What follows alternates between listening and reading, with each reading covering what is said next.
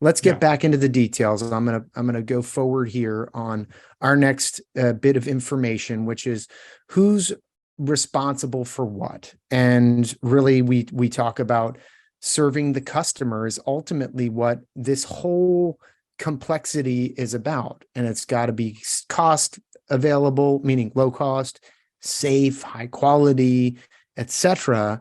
And each one of these parties has a role. And so, Ted, break down what the role of the Federal Energy Regulatory Commission is. Like, what are they responsible for, and what are their roles? Their key role is to regulate electric and natural gas transactions that are sales for resale. Okay, If so you're selling wholesale, it, wholesale yes, prices. yes. Okay, If you're selling to the end user, it's retail, and FERC does not have jurisdiction. If you're okay. selling it to somebody for the purpose of them selling it, again, that is where the wholesale jurisdiction, that is their key role. Now, it used to be, say, 20, 25 years ago, that they would do cost of service regulation. Mm-hmm. And what they did was they developed a concept called market based regulation, where they essentially say if you have a fair market, then we presume the price to be reasonable. If you Hmm. don't have a fair market, then you do cost of service regulation the way it's done in most states at retail. And of course, the FERC also has interstate transmission roles. They have backup siting with respect to gas, backup siting on the electric side, or Mm-hmm. backstop authority. If the state denies a gas permit for siting reasons, they can go to FERC and basically get the state overruled. So they Um, they would be the private natural gas distribution company if they're denied well, at the this is state on the level. interstate transmission side, though. This is Okay, this is on the larger pipes but that, they're owned by private organizations, right? I mean, yes, yeah. So the yes, private organization, if they're rejected for whatever reason, running a natural gas pipeline from one state to the other, the states say, no, thank you. They can appeal to FERC to say, we need this for the following reasons, and they yes, could be approved, and it would override the state's decision in that case. yes. And that's called backstop siting authority. There's a gradual move that's not fully developed, but it's in flux of doing that on the electric side, Okay. in part because of resistance to these large lines. But the interstate transmission is regulated. FERC has additional statutory authority. And in exercise of the first two, their authority over sale for resale and their authority over the transmission system, they created RTOs as part of their exercise of those first two. So the RTOs are creations of FERC. They're regulated by FERC. Well, we're going to You get to know, we're going to FERC get to RTOs, is but they're literally who's your daddy? The RTO's daddy is FERC. And so the one and two, those responsibilities are sometimes exercised at the RTO level. got it, And got it. and when you look at the responsibility to do the fair competition, that's Mm-hmm. to take the transmission system, which they have Mm-hmm. extra authority over, which is owned by private entities, and give the management of that system over to the RTO. So there's fair access to the generators. And once you have the fair access to the generators, then you start to build these market structures that give customers access to those generators. And we have what's called bilateral. Bilateral is what we've always had. Bilateral is when one utility gets on the phone with another and says, "Hey, can we make a deal?" Mm-hmm. Well, what the RTOs is give you visibility and a market structure. It's like the stock market. When you sell a stock, you're not picking the buyer.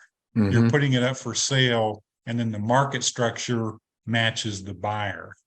That's But what RTOs allow that to happen in energy, when the bilateral transaction would be like if I have stock and I call you and say, "Hey, you want to buy my stock?" and I pass it over to you.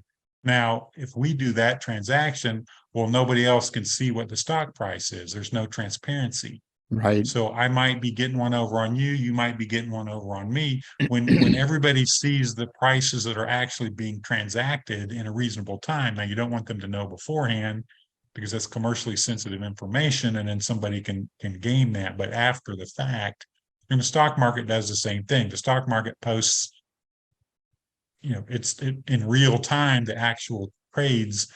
And then if you're watching that, that gives you insight. Well, the RTOs bring that transparency insight into these same transactions. And then they also increase the geographic scope of who you can transact with through management of the transmission system.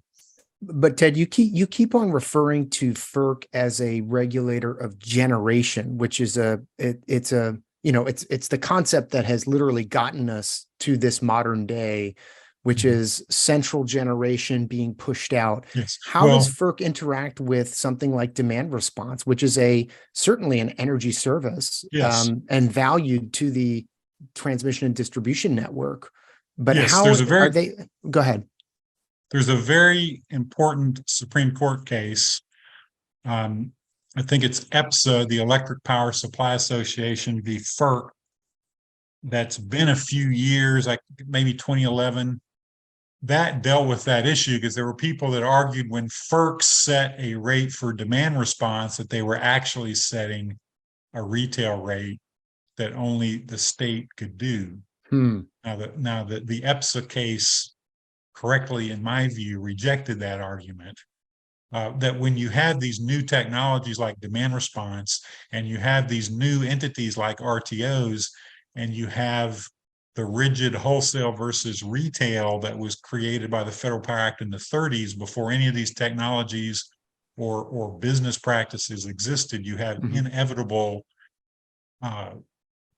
problem when innovation outruns your statutory model. And so you have some of that going on. And when, like traditionally, the power system, the distribution was state and the transmission was federal. Well, what if you have a distribution interconnected storage asset that you want to transact wholesale? Well, but that's what the people got wrong. It was a tradition that FERC regulates transmission, states regulate distribution, but the law said wholesale and retail. It didn't say distribution and transmission. So you can, under 841, the storage order from FERC, order 841, you can interconnect to the distribution level and participate in the wholesale market under FERC regulation. It's just technology has changed some of the dividing lines, which is causing some friction on jurisdiction. Got it. So 841 allows someone that installs an energy storage device into the network, distribution network, to sell into the wholesale market. Yes. Okay. Let's go on to the next one here. Oh, sorry. I was just going to. That's deep enough into the weeds on that. That one can go. But that's exciting. That's a really important thing to pick apart. I think we'll do it in 301, which is this interactivity between generation centralized and demand response, or let's say behind the meter resources, providing wholesale energy services. But